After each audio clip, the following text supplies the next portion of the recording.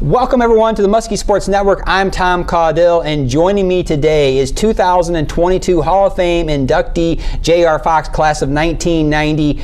J.R., welcome here to the Muskie Sports Network. Thank you very much. Glad to be here. Yeah, J.R., first of all, congratulations on the impending induction into the Night of Impact, the Hall of Fame, coming up on February 3rd at EagleSticks. J.R., when we think back about your career, All-American heptathlon and track and field, still a member of the 4x400 meter relay team here at Muskingum that holds the school record. Take us back to those days and share some of those memories with us. Oh, there was a lot of things that went into that.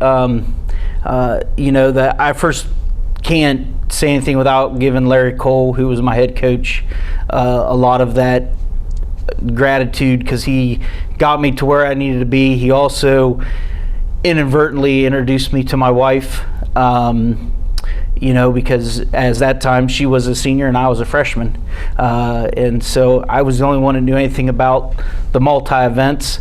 And he said, here, you need to take her to a meet and coach her. I'm like, okay, I'm a freshman. This is weird. But it was great. The guys that I ran with, Arnold Smalley, Craig Sebring, and Tom Harris, I think is the guy's name.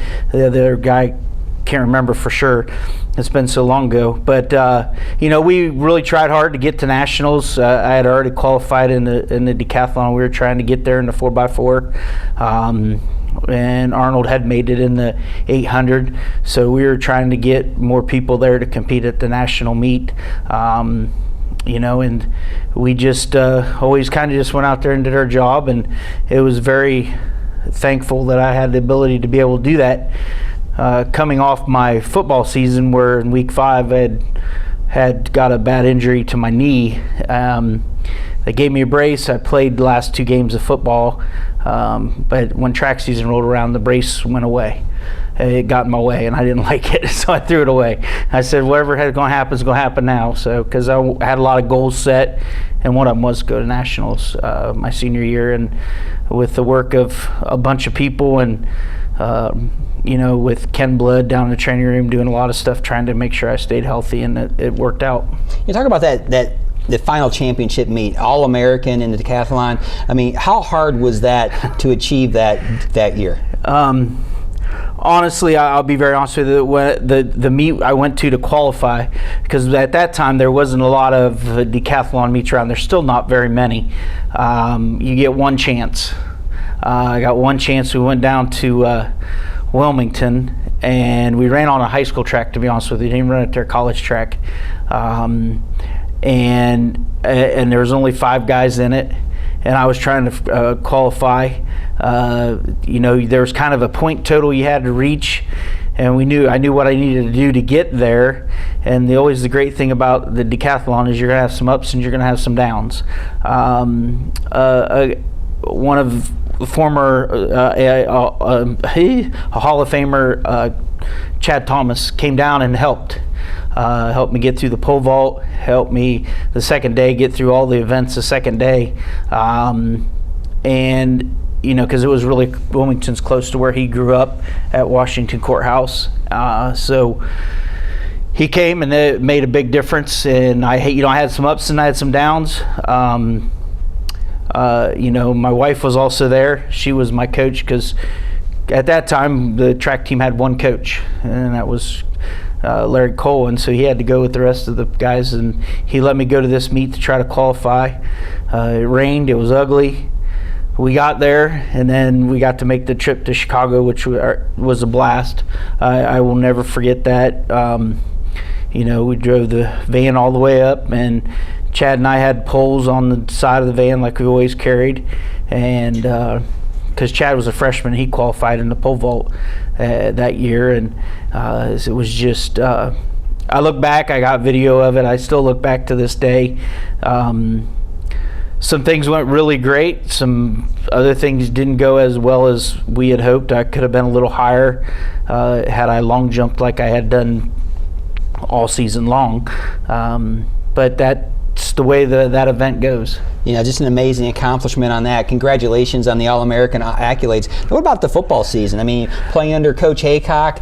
Yeah, I played all 4 seasons under Coach Haycock, and 2 of the years he was my position coach, which was not always the greatest thing to have, because kind of everything came down on your guys' position, and I just played defensive back, and I kind of had to work my way into the starting position there.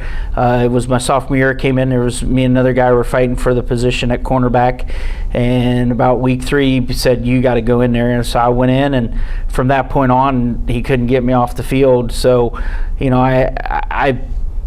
I know that the greatest thing that ever happened to me, I had hurt my knee there in week 5 against Findlay. I took a helmet to my knee, and got to play the last game of the season at Cooper Stadium, which is not there anymore. And I had an interception, walked off the field, and never played football again. That's the way I ended my football career, was to have an interception. And so it was really great. You can't ask to end playing sports that way. That's how hard it is to. I don't care. You go Division III up to Division I. I came in with 100 guys my freshman year. There was 100 football players just in my class, in freshman class. That was bigger than my school, my class of my school.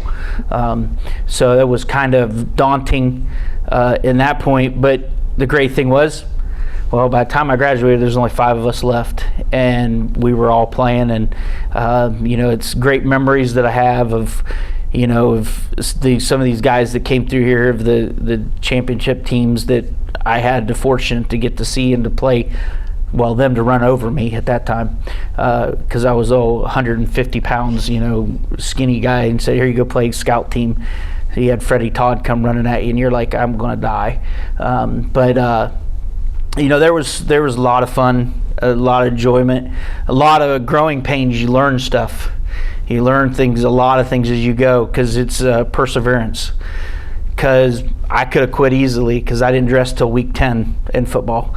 I didn't dress one game, and that was hard coming from when you played every down in high school. You never came off the field. And so it was very hard when you went to college. You didn't have that you had to work your way into it. But it paid off.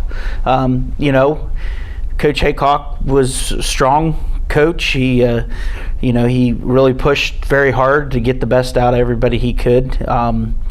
And so, I was very thankful for that, and got to play with some really outstanding athletes that to this day I still see. When you always see a Muskie grad everywhere you go, and especially I do with the sports that I coach and with coaching track, I see them all over the place. People that I've ran with or coached later, because I did coach here for a couple years, and people like that, and you just know who Muskie people are. Well, incredible perseverance and commitment as a 2-sport athlete to stay with both those sports. Now, JR, where are you at today in your career? Right now, I teach at Cambridge High School.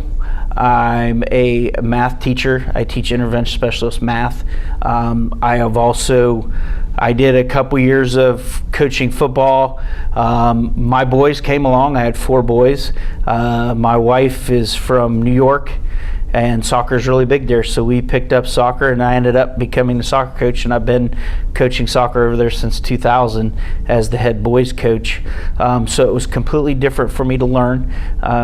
It's different than coaching football. It's different attitudes and everything else you got to deal with. But I do that, and then I've coached track since the year that I was out. I started coaching track right away. Now I'm the head boys coach at Cambridge. I've had the fortune to coach some really outstanding athletes that have came through Cambridge and have went on to college and done really well, so I've been very pleased with that. That's awesome. Cambridge, just right down the street here from Muskingum. Yeah. And let's get back to the Hall of Fame, and something I think is really unique here. Your wife Tracy is in the Muskingum Hall of Fame as a 2-sport athlete as well. What's the meaning now, husband wife together in the Hall of Fame? Well, it won't be her only picture in the house anymore that's hanging on the wall. Tracy's been really trying, hopefully, for me to get in, and it's been something that we've looked forward to for a long time. Because that's how we met, was through sports. My wife and I met through sports, through track, And through her helping me, because she moved back to this area instead of going home, and she was a teacher over in Zanesville at the time when I was still in school, and she was there for everything. She went to every one of my competitions. She's the one that helped guide me and lead me in the right way. And when it wasn't going well, like when I hurt my knee and I had to get the scar tissue out, she was the one that was bending my knee and making it work correctly. So I have all the gratitude to give to her, and it's just going to be outstanding because it doesn't happen very often. We were just very fortunate that this situation happened. My wife was one outstanding athlete, and I'm just glad that I can say that I'm in that same boat now.